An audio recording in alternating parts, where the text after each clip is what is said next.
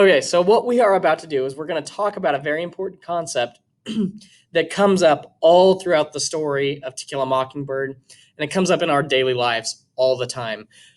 So, in order to make sense of what is about to happen, as well as something that comes up throughout the course of the book, let's address this. So, the thing that we want to talk about is called displaced anger. And displaced anger is a concept, and it's been studied a lot by behavioral scientists, by psychologists, but it's the idea that somebody that hurts you or somebody that causes you pain or anguish or anything like that, but that you don't have the power to strike back against, what you're going to do is you're going to take that anger, that loss of control, and you're going to use it against something else that you do have power over. Sometimes they call this the kick the dog phenomenon. So somebody goes to work and their boss yells at them, and you can't yell back at your boss or you're going to get fired. So they go home and they lash out at their children or their dog or whatever it is. So that's a very strong concept because not only are we about to see that demonstrated in action with Scout, but we are also going to see that come up time and time again throughout the course of the story. You see people that are in poverty and that don't have a lot of social standing. Instead, they try to lash out at anybody that they can find that is beneath them, at least socially, that lacks those social protections that they have. So keep this concept in mind. We're going to add this to our notes actually here in just a second. But we want to make sure that we remember this because it's going to be a huge part of To Kill a Mockingbird, and it's still a huge part of our lives today. So before we get started with Chapter 3, let's jump back to our To Kill a Mockingbird notes, and let's just add that here in the notes section. You can also add it under vocabulary. I just prefer it under notes. It makes it a little bit easier to remember it. So displaced anger.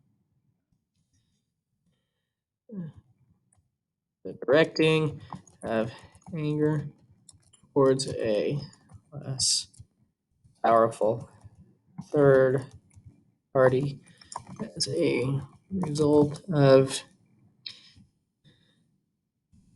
feeling attacked by a more party. There we go. The directing of anger towards a less powerful third party as a result of feeling attacked by a more powerful party.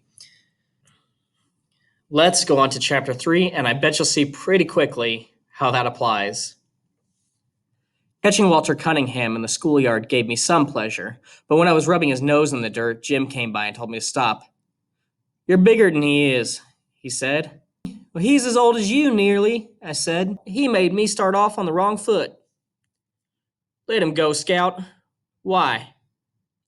"He didn't have any lunch," I said, and explained my involvement in Walter's dietary affairs. Walter had picked himself up and was standing quietly, listening to Jim and me. His fists were half cocked, as if expecting an onslaught from both of us. I stomped at him to chase him away, but Jim put out his hand and stopped me. He examined Walter with an air of speculation. "Your daddy, Mr. Walter Cunningham from Old Sarum?" he asked, and Walter nodded. Okay, so at this point, let's jump back here and let's add this into key events, because it is going to be important for the story. So, Scout and Walter Cunningham get into a fight. Walter looked as if he had been raised on fish food. His eyes, as blue as Dill Harris's, were red-rimmed and watery. There was no color in his face except at the tip of his nose, which was mostly pink. He fingered the straps of his overalls, nervously picking at the metal hooks. Jim suddenly grinned at him. "Come on home to dinner with us, Walter," he said. "We'd be glad to have you." Walter's face brightened and then darkened. Jim said, "Our daddy's a friend of your daddy's. Scout here, she's crazy. She won't fight you anymore." "I wouldn't be too certain of that," I said. Jim's free dispensation of my pledge irked me. But precious noontime minutes were ticking away. "Yeah, Walter, I won't jump you again. Don't you like butter beans? Our cow's a real good cook." Walter stood where he was, biting his lip. Jim and I gave up, and we were nearly to the Radley place when Walter called, "Hey, I'm coming." When Walter caught up with us, Jim made pleasant conversation with him. "A haint lives there. he said cordially, pointing at the Radley house. Ever hear about him, Walter?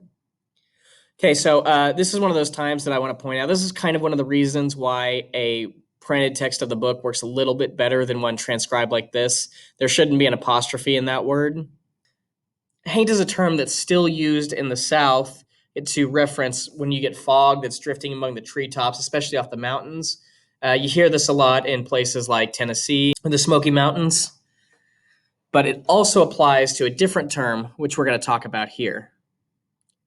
Reckon I have, said Walter. Almost died first year I came to school and ate them pecans. Folks say he poisoned him and put him over on the school side of the fence. Jim seemed to have little fear of Boo Radley now that Walter and I walked beside him. Indeed, Jim grew boastful.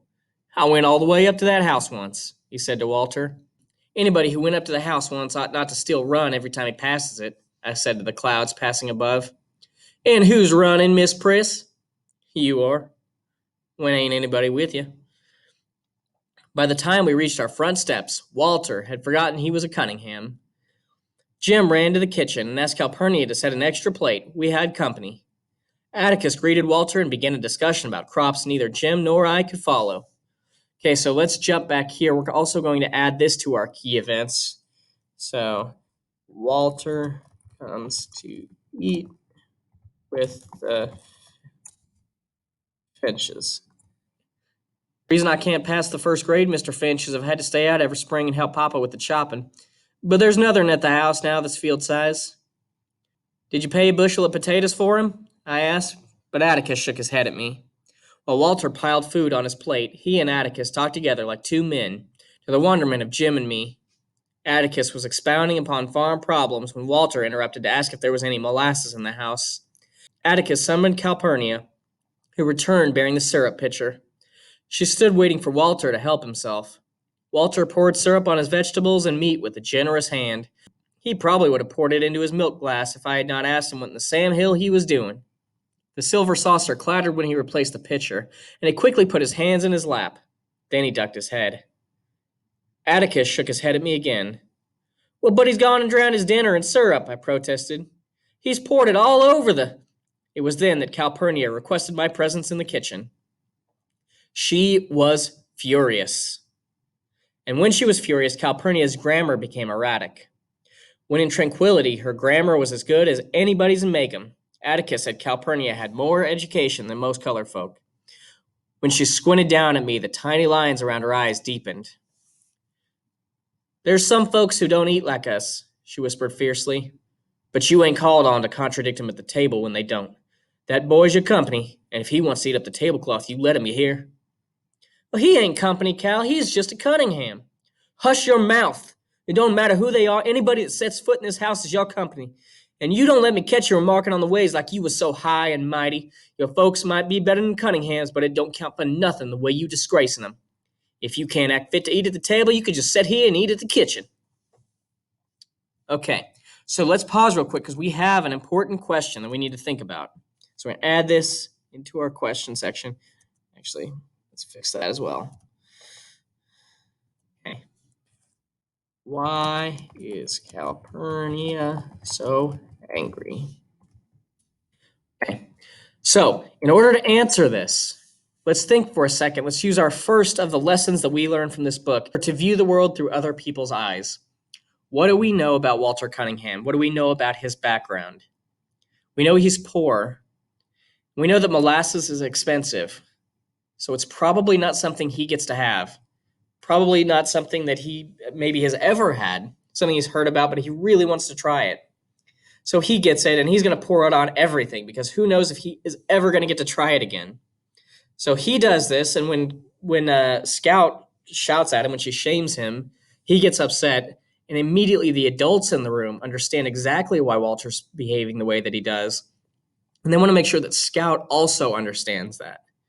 So they bring him in. So Calpurnia brings Scout in, and she reminds her, hey, you don't get to say anything about the way that other people live, especially if you have no idea why they are the way that they are. You need to sit and think about what you've done. Calpurnia sent me through the swinging door of the dining room with a stinging smack. I retrieved my plate and finished dinner in the kitchen. thankful, though, that I was spared the humiliation of facing them again. I told Calpurnia to just wait, I'd fix her. One of these days, when she wasn't looking, I'd go off and drown myself in Barker's Eddy, and then she'd be sorry. Besides, I added, she'd already gotten me in trouble once today. She had taught me to write, and it was all her fault. Hush your fussin', she said. Jim and Walter returned to school ahead of me. Staying behind to advise Atticus of Calpurnia's iniquities was worth a solitary sprint past the Radley place.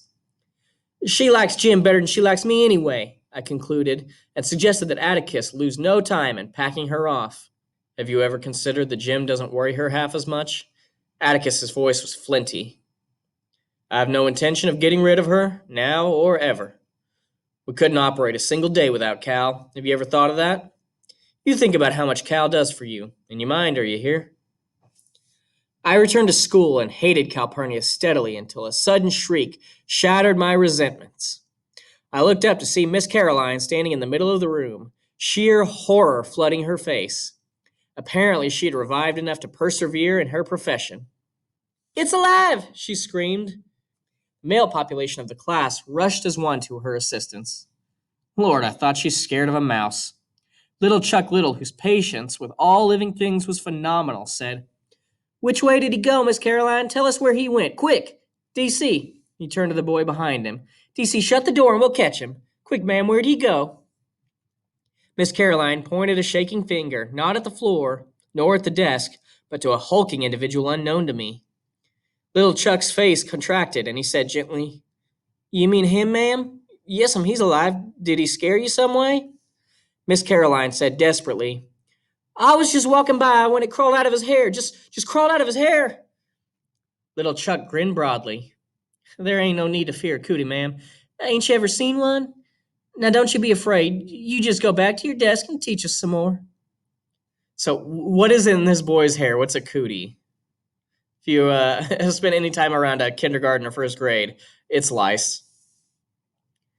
Little Chuck Little was another member of the population who didn't know where his next meal was coming from, but he was a born gentleman.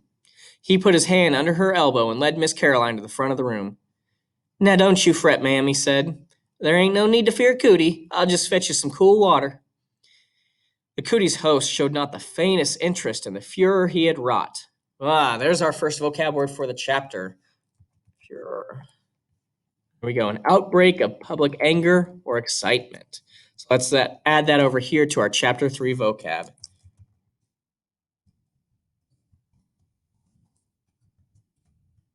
There we go. He searched his scalp above the forehead, locating his guest, pinched it between his thumb and forefinger.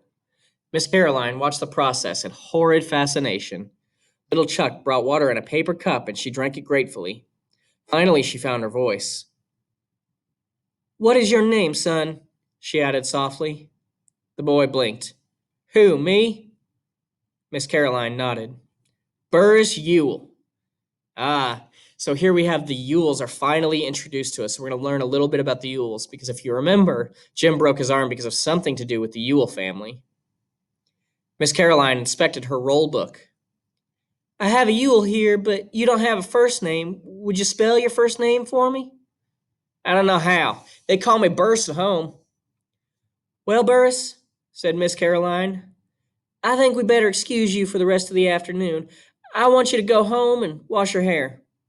From her desk, she produced a thick volume, leafed through its pages, and read for a moment. A good home remedy for... Burris, I want you to go home and wash your hair with lye soap. When you've done that, treat your scalp with kerosene. What for, missus? To get rid of the cooties. You see, Burris, the other children might catch them, and you wouldn't want that, would you? The boy stood up. He was the filthiest human I had ever seen. His neck was dark gray, the backs of his hands were rusty, and his fingernails were black, deep into the quick. He peered at Miss Caroline from a fist-sized, clean space on his face.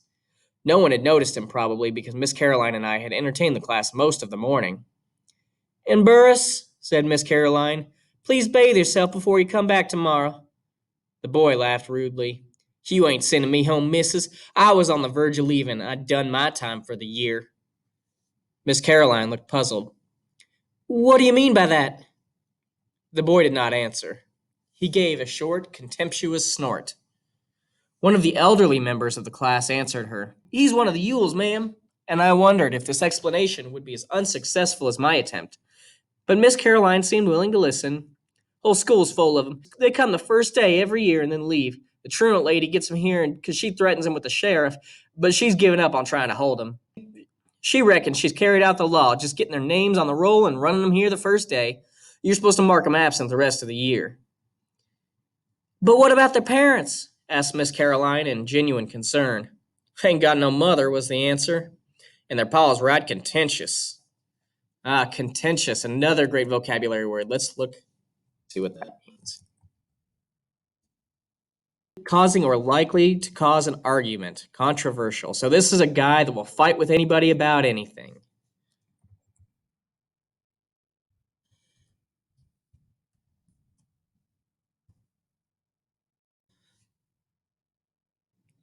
Burris Ewell was flattered by the recital. Been coming to the first day of the first grade for 3 years now, he said expansively. Reckon if I'm smart this year, they'll promote me to the second. Miss Caroline said, Sit back down, please, Burris.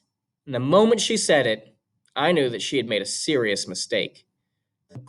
The boy's condescension flashed to anger. You try and make me, missus. Little Chuck got to his feet. Let him go, ma'am, he said. He's a mean one, a hard-down mean one. He's liable to start something, and there's some little folks here. He was among the most diminutive of men, but when Burris Ewell turned towards him, Little Chuck's right hand went to his pocket. So what does Little Chuck have in his hand? What do you keep in your pocket especially if you are living in the country? Probably keep some sort of knife in there. Chuck's little, but he's not afraid to use it. Watch your step, Burris, he said. I'd soon kill you as look at you. Now go home. I don't know what I would do if a first grader said that in my class. Burris seemed to be afraid of a child half his height, and Miss Caroline took advantage of his indecision. Burris, go home. If you don't, I'll call the principal, she said. I'll have to report this anyway. The boy snorted and slouched leisurely to the door. Safely out of range, he turned and shouted, Reportin' be damned to ye. Ain't no snot-nosed slut of a schoolteacher ever been born can make me do nothing. You ain't making me go nowhere, missus. You just remember that. You ain't making me go nowhere. He waited until he was sure she was crying, and then he shuffled out of the building. Miss Caroline is just having the absolute worst first day of school. Soon we were clustered around her desk, trying in our various ways to comfort her. He was a real mean one. Below the belt. You ain't called on to teach folks like that. Them ain't make 'em ways, Miss Caroline, not really. Now don't you fret, ma'am, Miss Caroline. Why don't you read us a story? That cat thing was real fine this morning. Miss Caroline smiled, blew her nose, and said, Thank you, darlings. Dispersed us, opened a book, and mystified the first grade with a long narrative about a toad frog that lived in a hall. When I passed the Radley place for the 4th time that day, twice at a full gallop, my gloom had deepened to match the house. If the remainder of the school year were as fraught with drama as the first day, perhaps it would be mildly entertaining, but the prospect of spending 9 months refraining from reading and writing made me think of running away. By late afternoon, most of my travel plans were complete. When Jim and I raced each other up the sidewalk to meet Atticus coming home from work, I didn't give him much of a race. It was our habit to run to meet Atticus the moment we saw him round the post office corner in the distance. Atticus seemed to have forgotten my noontime fall from grace. He was full of questions about school. My replies were monosyllabic, and he did not press me. Okay, so let's jump back here. We got a vocab word here. Monosyllabic. So I'll go ahead and answer that one for us. It means one syllable. So replies that are monosyllabic would be like yes, no, things like that. And we want to add this in here. So in our notes, add what we have just learned about the Yules because we know they're going to come up later in the book.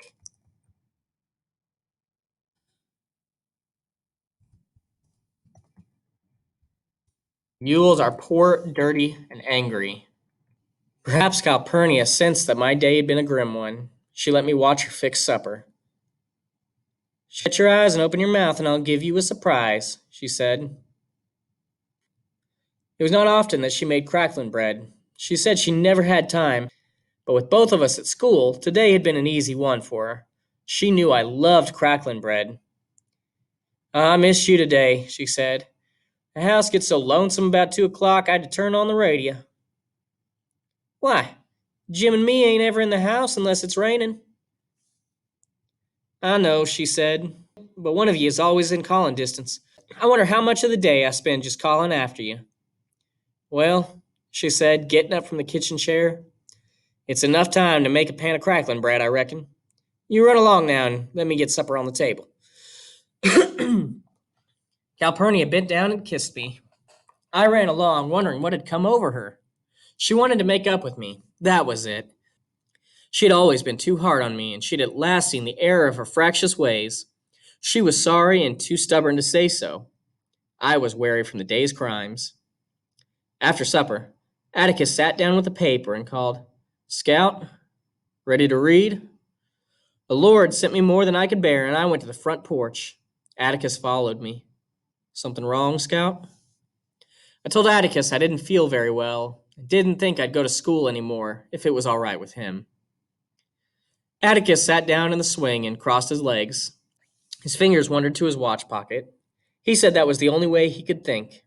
He waited in amiable silence, and I sought to reinforce my position. Now, another word, let's pop this one in real quick. Amiable. Having or displaying a friendly or pleasant manner. So let's add this in over here.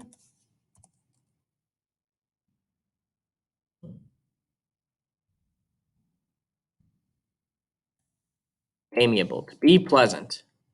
You never went to school and you do all right, so I'll just stay home too.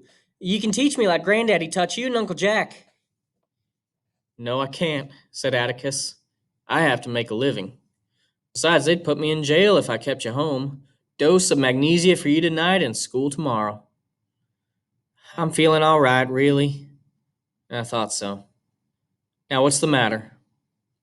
Bit by bit, I told him of the day's misfortunes.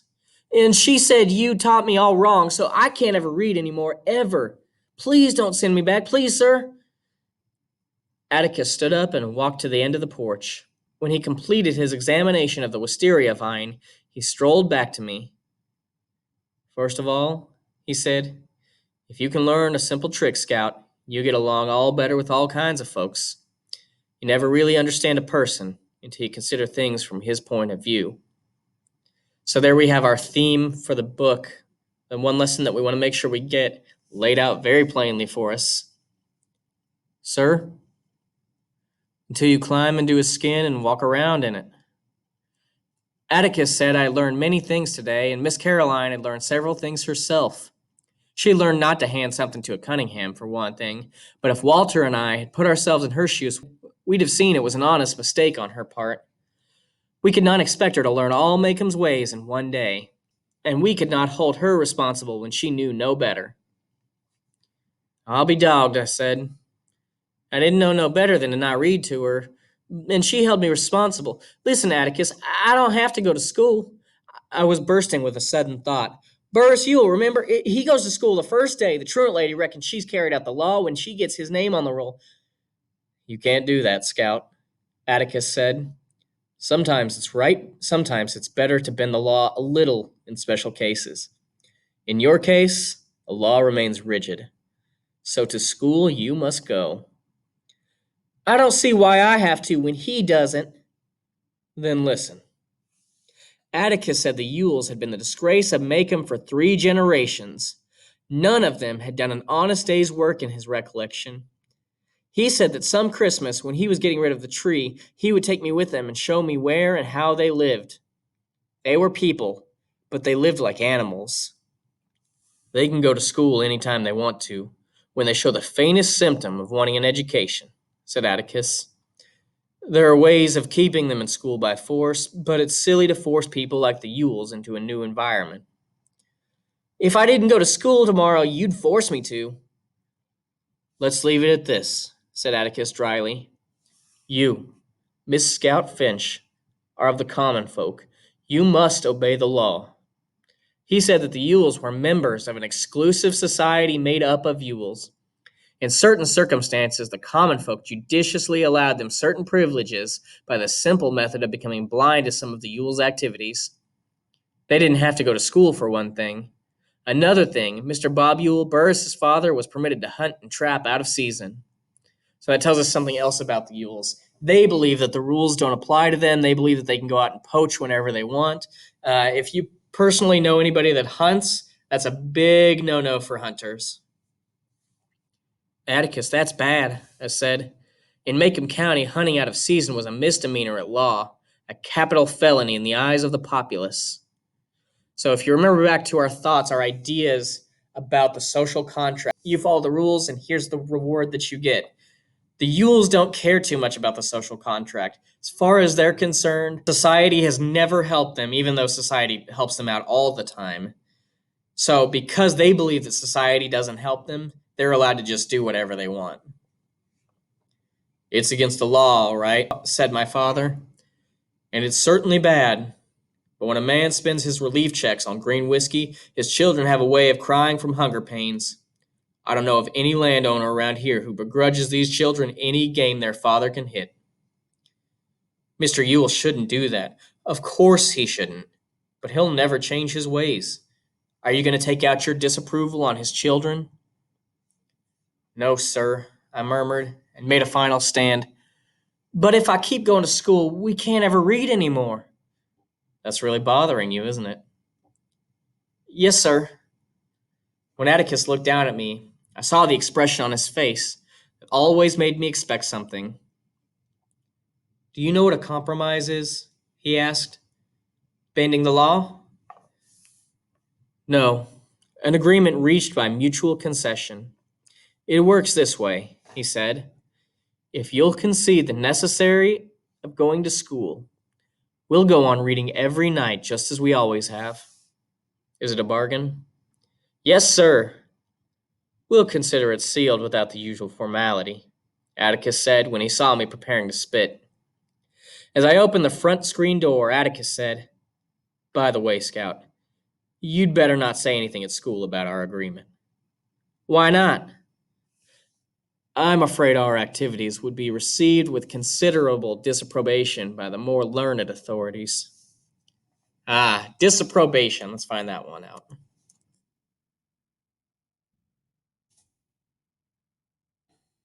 Strong disapproval, typically on moral grounds.